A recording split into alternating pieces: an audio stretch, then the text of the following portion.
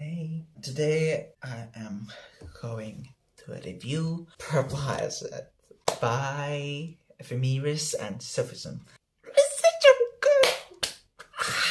It was so good. My goodness. I just can't, okay? I brain rotted it over it so hard.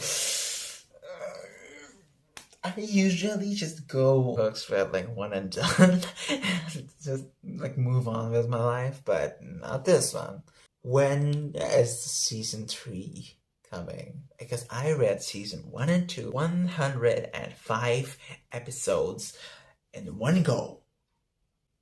Because it was just so good, so good. I just can't even. Okay, listen, just go read it. I'm just holding you to a knife point because, like, Kieran White, hello. Mr. Kieran White was my profile picture for a few months, and Lauren was Hafsa's profile picture for a few months. Moving on.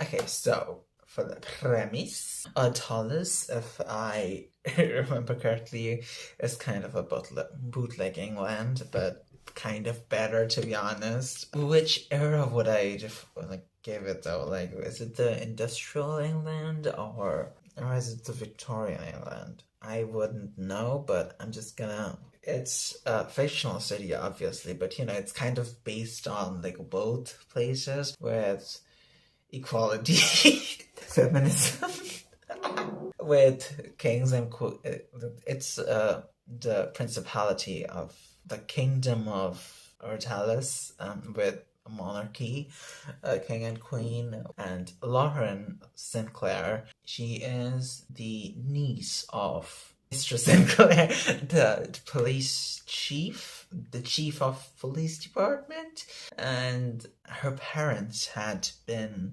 dead for quite a while. Kind of 10 years to be specific. There was a terrorist attack on the inauguration of the train station. I'm just gonna call it the train's tragedy. Okay, it's the tragedy of name of train station, which I forgot. I'm just gonna call it the train tragedy as a reference. She lost a friend named Dylan, a gardener's son, because obviously classism doesn't exist right then. So she lost her friend in that train tragedy. Among all the corpses, she only found her hat. Like, she didn't just find him at all. Where could it go? Was he kidnapped? I don't know. And that train tragedy was caused by a terrorist organization, like organized crime, by the Phantom Sides, which basically reveals themselves to down with the monarchy, and yeah, equal social hierarchy. Like, is it communism or socialism? Like, it's kind of in between, maybe. Their agenda, that is, leaning towards socialism, to be honest. Yeah, so they launched the attacks. People died, approximately 300. So Miss Sinclair is on a personal mission against the leader of the Phantom Sides to truly solve that mystery of the train tragedy, and the personal vendetta, or the personal mission of finding out what happened to her childhood friend Dylan, and where he might be, or if he's even still alive, or you know, the deeds, or what happened to him basically. And now here there is a deadly assassin, the deadliest of the city, the member of a Phantom Side, the Purple Hyacinth. Basically, he's the most effective assassin they have on their payroll, and he basically leaves a Purple Hyacinth to his victims that he assassinates. It is generally perceived as a threat to the royal family because the royal family's crest includes the Purple Hyacinth, but it has a hidden meaning behind him. What could it be?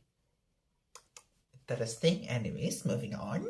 No spoilers in my house. That was that, and these are the two main characters, or deuterogonists. They, for reasons, they find each other and they agree to, like, for convenience, like, they team up to find the leader of, no one knows who the leader is, who the leader of the Phantom Scythe is, so it's kind of a mystery. And